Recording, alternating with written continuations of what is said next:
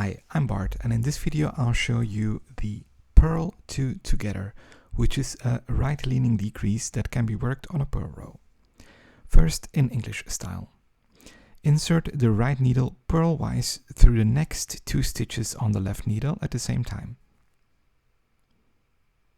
and purl them together.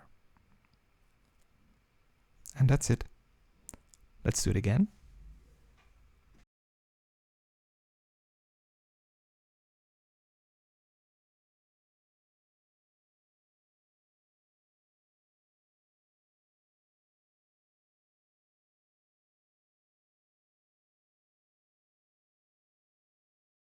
Next, Continental style. Insert the right needle purlwise through the next 2 stitches on the left needle at the same time,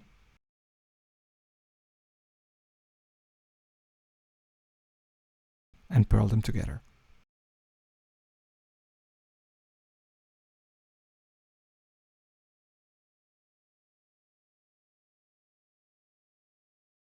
Let's do that again.